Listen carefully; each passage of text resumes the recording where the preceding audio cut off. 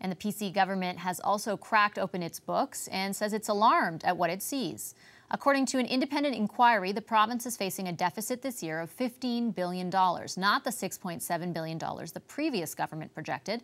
How can the huge disparity be explained? Well, the report essentially reiterates what the province's Auditor General claimed earlier this year, that the Liberals miscalculated its pension expenses as well as the cost of its fair hydro plan. So what is the new government's plan to deal with that ballooning deficit?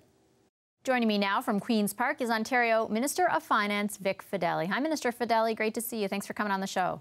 Thank you, Vashi. The report today echoes a lot of what the Ontario Auditor General found back in April when she predicted a $12 billion deficit. This report says it's going to be $15 billion. But this isn't the promised line-by-line audit. Why are you releasing this right now? Is it to justify forthcoming cuts? No, I think the Premier was very, very clear that he doesn't want cuts, he wants efficiencies. But we're releasing this now because we promised it to the people of Ontario that they would see exactly the same report that I get. And also we tied it into the release today of the public accounts, the document that's due to the public. The efficiencies that you were going to find in the campaign were not based on a $15 billion hole. Does that mean the efficiencies, you're going to have to find a lot more efficiencies, or you're going to have to raise revenue in another way? Well, we look at today as a day to take stock in where we are. It was a very sobering day. We learned, first of all, that in our public accounts, the Liberal government never did balance the budget as they claimed. In 2016-17, it was a $3.7 billion deficit, and now, as you mentioned, it is a $15 billion Liberal deficit. So we've got our work cut out ahead of us. The line by line will be coming very shortly, and that will guide us through where these efficiencies need to be found. But sir, with respect, that doesn't really answer my question. My question is, you made assumptions, you made promises in the campaign based on a certain set of numbers, which you have now shown today don't exist. Does that not mean that you have to change your plan going forward? Either you cut a whole lot more program spending or you raise revenue somewhere else? Well, we take a different approach. We believe that cutting taxes creates jobs, so we'll continue to propose our corporate tax cut of 11.5% down to 10.5%. We wrote to the federal government and we encouraged them to have a early depreciation, accelerated capital cost depreciation, actually, so that businesses can reinvest. We still plan on cutting hydro rates by 12%. We look at a middle income cut of 20% across the board. So we still look at these important things because we believe those will spur the economy and help us grow. I'm glad you mentioned that, Minister, because I understand your position that those types of measures will grow the economy, but this very report released today says economic uncertainty arising from ongoing trade negotiations and disputes outside of Ontario's direct control may impact the province's revenue position in 2018-19 and beyond, and then went on to say that it could disproportionately impact Ontario over other provinces. So can you really bank on any kind of increased economic activity to save your bottom line? Well, those are hypotheticals with respect to a NAFTA negotiation and what's happening with free trade. So we'll deal with each of those as they come up. And but sir, you're saying that the economy is going to grow enough to offset all the other risks. And what this report is saying, and what everybody talking about NAFTA is saying, is that is not a guarantee.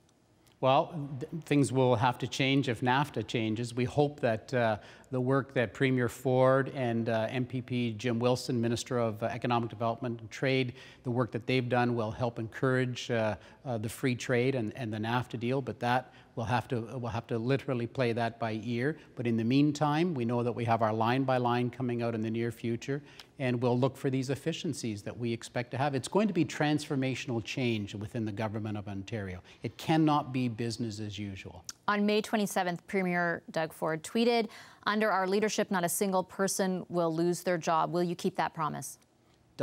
Premier Doug Ford says, and he repeated it again this week in the legislature, I don't want cuts, I want efficiencies. Let me just take 1 second and give you an example. The OHIP Plus, the Liberal government put that out there. It was free pharmacare for under 25, cost the government hundreds of millions of dollars. Right away, Premier Ford changed that to make the family's benefits plan pay for that insurance, and if nobody has that, or if they're not covered, then the government kicks in.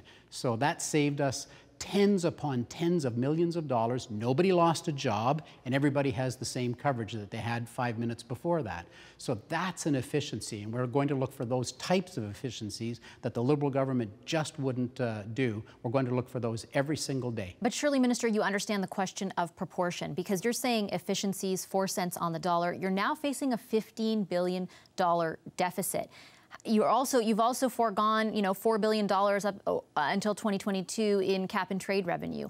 How is it possible to find enough efficiencies without cutting jobs, salaries, which make up 34% of what you're paying for? Well, when I look at what we did, for instance, in the wind and solar, we canceled 758 wind and solar projects, saved $790 million. Although you still don't know how much that might cost you in legal costs fighting lawsuits. Oh, that's our net. This is our estimated net savings will be $790 million. These are the kind of programs that we're going to continue. We're going to get rid of a lot of the Liberal largesse. When will you balance the budget? We want to balance the budget. I mean, that is our priority, is to balance the budget. There's no question about that. But we'll balance it in a measured, responsible, and pragmatic way. That's the way that Premier Ford works. He said he would balance it during the campaign within your mandate. Will that still happen? Well, we want to balance it in a measured and responsible way. And again, Premier Ford, the Premier Ford that I sit beside in the legislature says to me, when we talk, I don't see somebody from the right or from the left. I see somebody who's a pragmatist, and I know that we'll take a pragmatic approach to balancing the budget. But that, with respect, again, is not an answer to the question. Does measured mean beyond your mandate? It means that we will take a measured and responsible approach to balancing the budget. The Premier made a very specific promise, though, in the campaign. You didn't provide costing, but you did say that within your mandate you would balance the budget. Does this change the game? We will continue. I'm going to continue to tell you that we will be measured, responsive, and responsible and pragmatic when we balance our budget. But that is our ultimate goal, is to see this budget balanced. The children, grandchildren, and grandchildren of those grandchildren deserve to have a balanced budget as soon as we can get there. Okay, I'm going to leave it there. Thank you very much for your time, Minister Fedeli. Thanks, Vash.